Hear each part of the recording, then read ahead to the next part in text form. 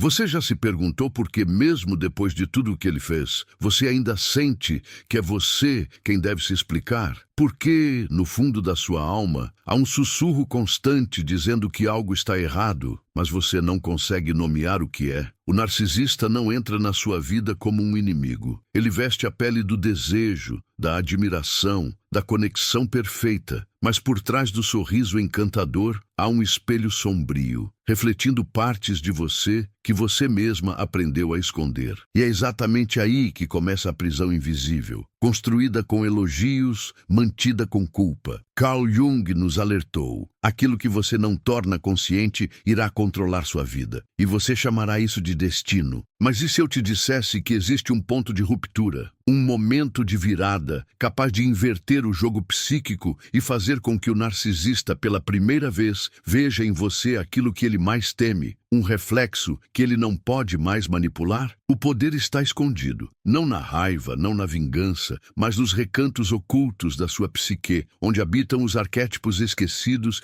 e as sombras não integradas. Ele te lê como um livro aberto. Cada hesitação sua é uma trilha para o controle. Cada desculpa que você dá, cada silêncio que você engole, fortalece a máscara dele e enfraquece a sua verdade. Mas e se houver um código secreto, uma linguagem ancestral revelada por Jung, que permite que você não apenas se liberte, mas o desmonte por dentro sem levantar um dedo? Um ritual psicológico silencioso que transforma o caçador em presa e a vítima em mestre do jogo? Não se trata de truques, trata-se de alma, de tocar o inconsciente dele onde dói, onde nem ele ousa olhar, de usar os próprios mecanismos de sombra que ele manipula, mas agora sob a sua direção. Os golpes secretos que você está prestes a conhecer não são movimentos exteriores, são ativações internas, forças profundas que, quando despertas, fazem o narcisista se dobrar diante de você, não por medo, mas por não conseguir mais te possuir. Mas cuidado, essa jornada não é para os frágeis de espírito. Há riscos, há espelhos que não podem ser quebrados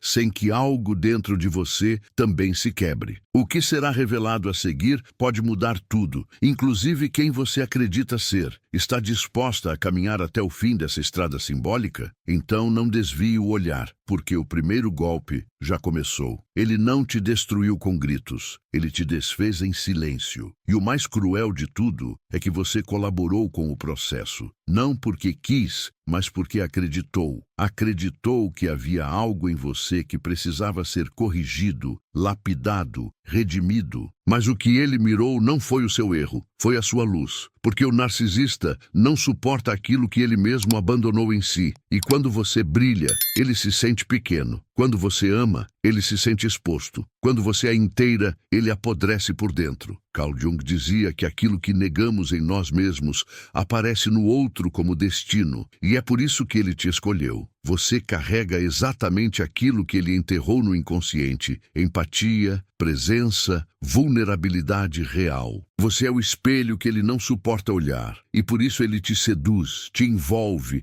te alimenta, até que você não saiba mais quem é sem ele. Esse é o golpe mais cruel: fazer com que você se abandone e acredite que foi escolha sua. E quando você começa a perceber, é tarde. Suas palavras já são filtradas pela culpa. Seu corpo já se move tentando evitar o conflito. Sua alma já aprendeu a se curvar antes mesmo de ser atacada. Mas isso não é fraqueza. Isso é sobrevivência. A mente cria formas de suportar o insuportável, e uma dessas formas é se adaptar ao abusador como se fosse casa. Você sorri para não ser punida. Você cala para não ser destruída. E cada vez que cede, a máscara dele se fortalece. Mas há um ponto onde algo dentro de você começa a gritar. É um sussurro que vai ganhando força. Uma memória de quem você era antes da dor. Uma inquietação que não se explica, mas que corrói. É o self batendo à porta. Jung chamava isso de o início da individuação. O processo sagrado de resgatar a alma que foi enterrada debaixo das projeções do outro. E esse processo não é bonito, é sujo, confuso, sangrento por dentro, mas é o único caminho. Você começa a perceber que não se trata mais dele, nunca se tratou. A questão real sempre foi: Por que você permitiu? O que dentro de você acreditou que merecia tão pouco? Qual sombra sua foi usada como alavanca para o domínio dele? Jung dizia que só nos tornamos íntegros quando enfrentamos a nossa sombra. E é nesse confronto que o narcisista começa a perder o poder, porque ele só reina na sua inconsciência. Quando você enxerga, ele enfraquece. E não, isso não acontece com gritos. A primeira virada acontece em silêncio, através de um olhar que já não se abaixa, de um toque que já não treme, de uma decisão que não se explica, apenas acontece. O narcisista começa a sentir que algo está errado. Ele não sabe o que, mas sente. É como se o brinquedo parasse de funcionar, como se a música da manipulação estivesse mudando o tom e ele fosse o único que não sabe mais dançar. É nesse ponto que o primeiro golpe secreto se instala. Você recupera o espaço psíquico dentro de si. Isso o assusta mais do que qualquer confronto direto, porque ele nunca soube lidar com a sua autonomia. Ele só funciona quando você se desintegra. Mas agora, cada vez que você se integra, ele sente que está perdendo, porque está. E essa perda não é visível, é energética, simbólica, arquetípica. É a luz voltando a brilhar no templo que ele tentou apagar. Mas cuidado, quando o narcisista sente que está perdendo o controle, ele intensifica o jogo. Ele se torna gentil, ele relembra momentos bons. Ele te oferece o que sempre negou. E é nesse momento que muitas recaem, porque confundem alívio com amor. Mas o que ele está fazendo não é carinho, é estratégia. Ele tenta te puxar de volta para o ciclo, e se você não estiver ancorada, vai achar que é recomeço, quando na verdade é repetição. Você precisa lembrar, o amor dele nunca existiu. O que existiu foi desejo de posse, fome de energia, sede de controle. E o que você ofereceu foi luz demais para alguém que vive de sombras. Por isso, o caminho não é confrontá-lo com palavras, é reconstruir-se com silêncio, é firmar-se em si. E quando isso começa, o segundo golpe já está sendo preparado. Algo começa a mudar em você. Não é um grito, não é uma revelação cinematográfica. É uma rachadura interna, silenciosa, que começa a se abrir entre a sua antiga obediência e a nova consciência que começa a pulsar. Você percebe que não precisa mais responder, que não precisa justificar sua ausência, seu cansaço, seu silêncio. Pela primeira vez, você permite que o desconforto dele não seja mais sua responsabilidade. E isso o desconcerta. O narcisista sente cheiro de mudança antes mesmo que ela se manifeste totalmente. Ele fareja independência como um predador fareja fuga. Mas desta vez, algo o confunde. Você não está brigando, não está gritando, não está implorando. Você apenas não está mais lá, por dentro. Seu corpo ainda pode estar presente, sua voz ainda pode soar suave, mas sua alma já escapou da coleira. E isso o enfraquece mais do que qualquer confronto direto. Carl Jung dizia que tudo o que nos irrita nos outros pode nos levar à compreensão de nós mesmos. E o narcisista odeia em você aquilo que ele não suporta enxergar em si. A possibilidade de ser inteiro, de não depender de aplausos, de não viver em torno de uma imagem. Quando você começa a se reconstituir por dentro, ele sente que a imagem dele diante de você começa a se despedaçar, porque a fantasia só vive enquanto você acredita nela. É nesse momento que o segundo golpe secreto de Jung se manifesta, e ele é mais perigoso do que o primeiro. O segundo golpe não é sair de cena, é permanecer,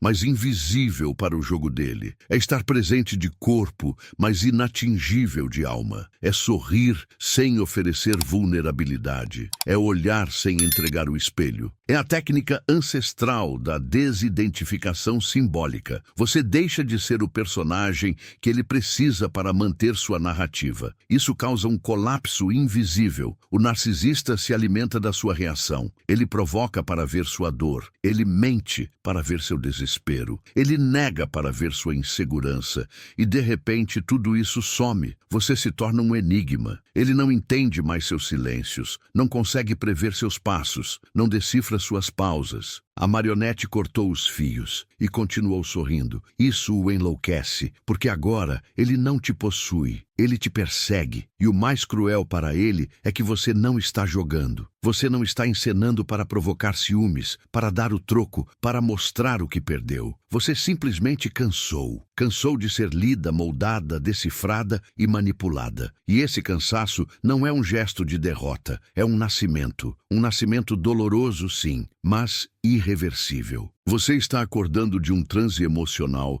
que durou tempo demais, e o despertar para quem viveu dormindo sempre assusta. O narcisista começa a girar em torno de você, sutilmente tenta se infiltrar de novo, testa os limites, insinua afeto, oferece desculpas vagas. Mas você já não se move mais com as mesmas cordas, porque o segundo golpe não é apenas contra ele, é a seu favor. É o momento em que você retoma o poder simbólico do próprio olhar. Você deixa de buscar validação no espelho do outro e volta a enxergar a si mesma, não como ele te desenhou, mas como você sempre foi. É aqui que muitas desistem, porque esse segundo golpe dói. Ele exige constância, exige presença. Ele não vem com euforia, vem com silêncio. Não oferece vitória imediata, oferece desconstrução. Porque para deixar de ser a vítima do narcisista, você precisa matar algo dentro de si. A parte que acredita que amor precisa ser luta, que carinho precisa ser merecido, que afeto precisa ser comprado com dor.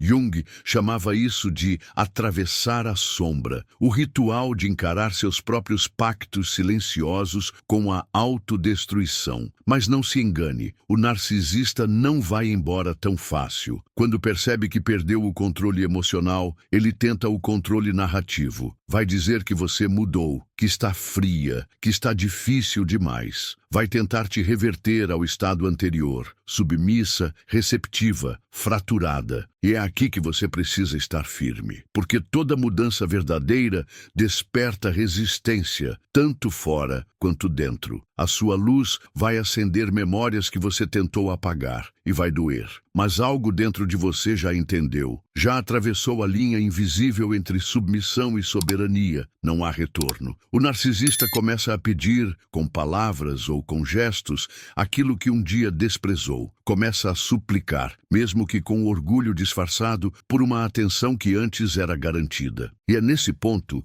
que o segundo golpe atinge sua potência máxima. Ele passa a te desejar não pelo que você oferece, mas pelo que não cede mais. Esse desejo, porém, é vazio. Não é amor, é abstinência de controle, e você sabe disso. Por isso não cede, por isso respira fundo quando ele se aproxima com o velho discurso disfarçado de novidade. Por isso não se encanta quando ele se mostra mudado, porque agora você reconhece o padrão. E saber é poder, e o verdadeiro poder é não usá-lo para ferir, mas para se proteger. E quando essa consciência se instala, o terceiro golpe já começa a nascer dentro de você. O silêncio já não pesa como antes. Agora ele tem forma, densidade, até mesmo direção. Ele não é mais ausência de palavras, mas presença de si. E dentro desse espaço que você construiu, entre o impulso de reagir e a escolha de permanecer inteira, algo começa a se reorganizar,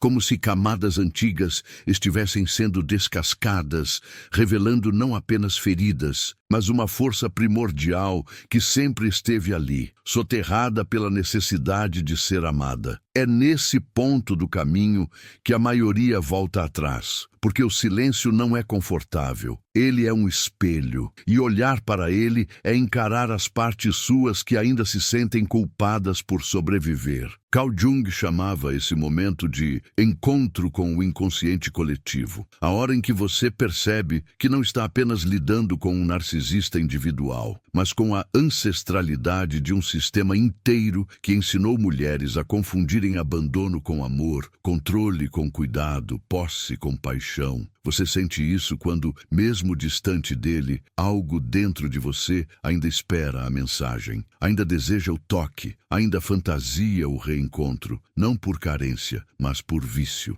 Um vício bioquímico, psíquico, simbólico. E a única maneira de quebrar esse ciclo não é negando a dor, é atravessando, é reconhecendo que por trás do desejo de ser escolhida existe uma criança antiga, que nunca foi vista por inteiro. E é justamente aí que o terceiro golpe secreto começa a se formar. Este terceiro golpe não é contra ele, é contra a parte sua que ainda o alimenta de dentro, a parte que ainda quer provar algo, que ainda quer reconhecimento, que ainda espera que ele diga: você tinha razão. Esse é o golpe mais interno, mais profundo, mais revelador, porque exige de você uma ruptura com a expectativa de justiça emocional. Ele não vai reconhecer o que fez. Não porque não sabe, mas porque reconhecer seria perder a única coisa que o sustenta, o controle narrativo. Jung dizia que a libertação não acontece quando o outro muda, mas quando você para de esperar que ele mude. Esse terceiro golpe é o momento em que você mata a ilusão de redenção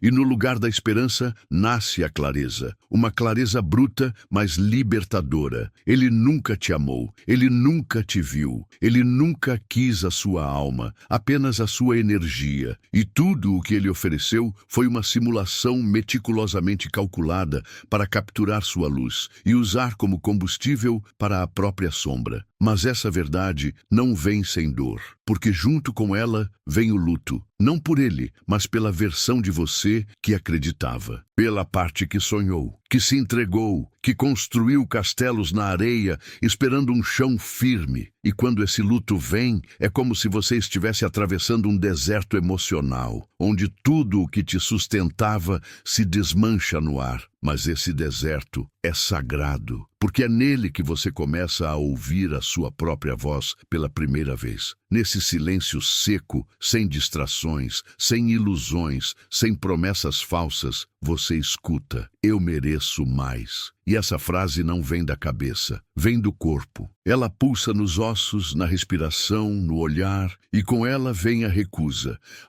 de continuar sendo um personagem no teatro dele, a recusa de ser fonte de validação para um homem que nunca enxergou sua alma, a recusa de esperar migalhas de afeto como se fossem manjares, a recusa de morrer um pouco mais a cada vez que ele volta. E é essa recusa silenciosa que instala o terceiro golpe no campo psíquico dele. Porque agora você não está apenas ausente, você está inacessível. Ele não te lê mais, não te atinge mais, não te move mais, e isso não o deixa bravo, o deixa em pânico, porque no fundo ele sempre soube que o controle dele sobre você era frágil, baseado em feridas, em traumas, em pactos emocionais não verbalizados. Agora que você quebrou esse elo invisível, ele sente o colapso, mas não entende. Ele começa a voltar em ciclos mais intensos, finge doença, manda lembranças, aparece em lugares improváveis, cria situações para te ver. E quando percebe que você não responde mais como antes, quando vê que sua alma está selada, que o portal se fechou, ele implode. Alguns imploram, outros atacam, outros desaparecem. Mas todos eles sentem a perda do suprimento narcisista como uma morte, porque de fato para eles é uma. Mas o terceiro golpe só é completo quando você não se emociona com a implosão, quando não se deixa tocar pela tentativa de drama, quando não se comove com o desespero que ele mesmo plantou. Porque agora sua compaixão não é mais para ele, é para você, para a versão sua que suportou o insuportável, que fingiu que estava tudo bem, que aguentou abusos em nome de um amor que nunca foi recíproco. E quando você abraça essa versão, sem vergonha, sem julgamento, o golpe se firma como uma espada invisível cravada no peito da manipulação. Você entende, enfim, que não precisa mais mostrar que superou, porque superou mesmo, no mais íntimo, no invisível. E não há nada mais assustador para o narcisista do que alguém que não precisa mais provar nada, que não precisa mais ser vista, que encontrou a si mesma e decidiu permanecer ali. E nesse estado, ele já perdeu, mesmo que continue tentando, porque a luta acabou para você e o jogo só continua para quem ainda precisa vencer. E nesse silêncio absoluto, uma nova voz começa a nascer dentro de você, uma voz que não treme, que não mendiga, que não se curva. Uma voz ancestral, talvez esquecida há vidas, mas que agora ecoa com clareza. Eu me escolho, e essa escolha, simples, direta, invisível, é o que prepara o terreno para o quarto golpe. Quando a sua alma diz, eu me escolho, não é um gesto de vaidade. É um ritual sagrado, uma reconsagração do espaço interno que foi violado em silêncio durante tempo demais. É como se a psique, antes dilacerada pelas cordas invisíveis da manipulação, começasse a se reorganizar em uma nova geometria emocional. Não para agradar, não para proteger, mas para existir. Carl Jung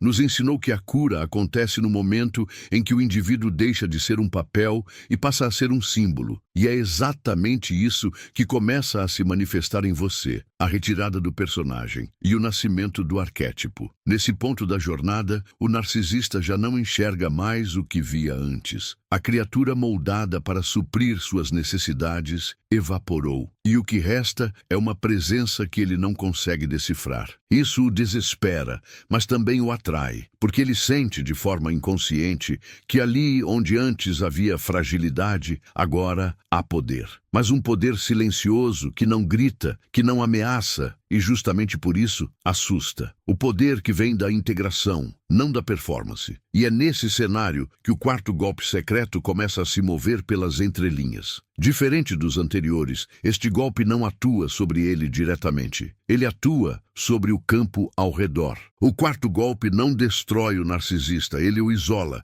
Não é vingança, é consequência. Quando você se alinha com sua essência, sua frequência muda. E quando sua frequência muda, o que está desalinhado colapsa. Relacionamentos falsos caem, máscaras caem, conveniências se revelam. E o narcisista que sempre viveu no teatro se vê sozinho no palco. Jung chamava isso de ressonância arquetípica. Você deixa de atrair o que feriu sua alma e começa a atrair aquilo que a reconhece. Mas essa transição não é leve. Ela destrói o que era cômodo. Ela te obriga a sair da zona de segurança emocional, onde você já sabia o que esperar, mesmo que fosse dor. A psique entra em estado de reorganização profunda. Você começa a dizer não sem culpa, a ir embora sem precisar justificar, a escolher com base no seu centro, não no medo de ficar sozinha. E é nesse exato ponto que o narcisista perde o ar. Porque tudo o que ele usava para te prender, a chantagem emocional, o medo do abandono, a culpa ancestral, simplesmente para de funcionar.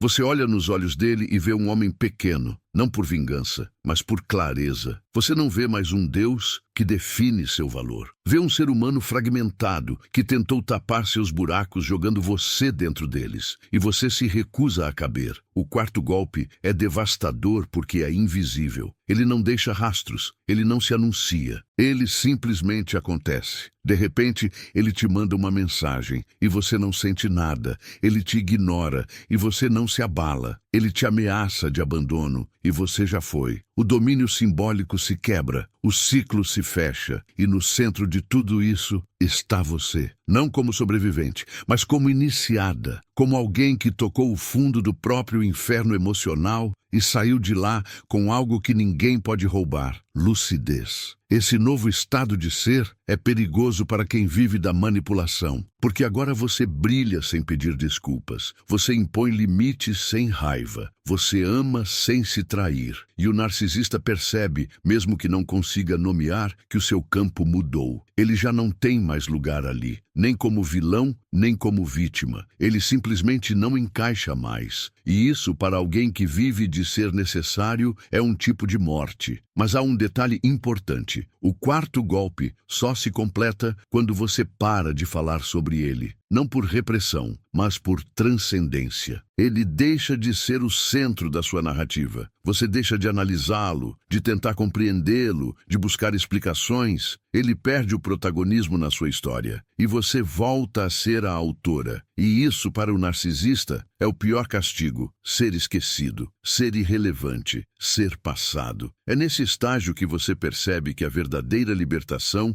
nunca foi sobre escapar dele, mas sobre sair de dentro de você mesma, da versão sua que o aceitava, que o justificava, que o perdoava enquanto sangrava. Jung dizia que o que você resiste persiste, o que você aceita se transforma. E agora você não está mais lutando contra o narcisista. Você aceitou sua existência e, ao fazer isso, você o dissolveu dentro de você. Agora, ele pode até continuar tentando. Pode mandar flores, pode dizer que mudou, pode chorar diante dos outros dizendo que sente sua falta. Mas você não é mais atingível, porque o quarto golpe, diferente dos outros, não o fere. Ele o desfaz. E isso acontece porque você já não está mais onde ele deixou. E nesse novo território psíquico que você construiu com dor, silêncio e lucidez, é onde o quinto e último golpe começa a pulsar. Você não saiu de uma relação. Você atravessou um labirinto construído com as paredes invisíveis da sua própria alma. Cada passo não foi apenas afastamento dele, foi retorno a si. E agora, mesmo que o mundo siga seu curso, você já não caminha do mesmo modo. Algo dentro de você foi reorganizado. E por mais que o espelho ainda mostre o mesmo rosto, os olhos já pertencem a outra mulher,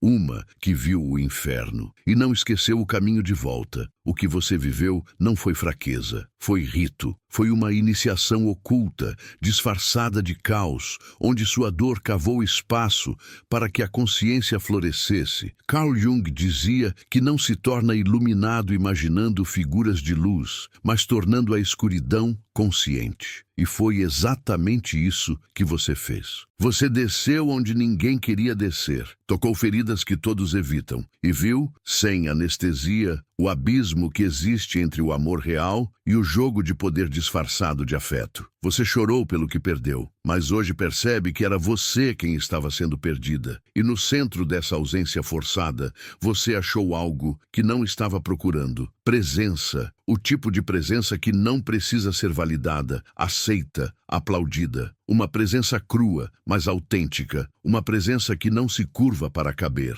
que não implora para ficar, que se necessário parte, mas nunca se apaga. Agora você compreende. O narcisista foi apenas a porta. A verdadeira travessia era para dentro. E foi ali, dentro de si, que você encontrou os cacos de uma identidade esquecida. Não aquela que se moldava aos outros, mas aquela que observa, que escolhe, que permanece em si. Essa é a cura que não tem som, que não precisa ser dita, porque quando chega, transforma o olhar, o gesto, o silêncio. Talvez você ainda escute a voz dele em memórias perdidas ou sonhos insistentes, mas agora essa voz já não ecoa como ordem. Ela é apenas sombra, e sombra só tem poder quando esquecemos a luz. Hoje, a luz voltou a habitar seus gestos mais simples. Sua respiração tem firmeza, seu não carrega raiz, seu sim brota sem culpa. Isso é mais do que libertação, é renascimento. Você não venceu uma batalha, você silenciou uma guerra que vinha de gerações. Porque ao se curar, você rompeu um ciclo, um padrão ancestral de mulheres que amavam para serem vistas, que cediam para serem aceitas, que se apagavam para não incomodar. E agora, você se vê inteira, não como um ideal, mas como um processo, porque ser inteira é ter consciência também das partes que ainda doem, mas que não comandam mais. Essa travessia não termina aqui, porque o que desperta dentro de você continuará florescendo em silêncio nos dias comuns, quando você disser não e não sentir culpa, quando você se olhar no espelho e não precisar se comparar, quando alguém tentar te confundir e você sorrir por saber que já não cabe mais ali. Esses são os sinais de que o quinto golpe não apenas aconteceu, ele permanece. Carl Jung nos deixou um mapa. Você seguiu o chamado, e agora algo em você mudou para sempre. Não há volta, mas há caminho. E ele começa exatamente onde termina a história dele. porque a sua apenas começou. Se essa jornada tocou alguma parte sua que ainda pulsa, que ainda sangra ou que acabou de despertar, compartilhe esse vídeo. Deixe um comentário que seja como um sussurro para quem ainda está lá dentro, presa onde você já esteve. Curta, inscreva-se e fique, porque aqui não falamos de teorias, falamos da alma. E lembre-se, quando a alma desperta, nenhuma máscara sobrevive.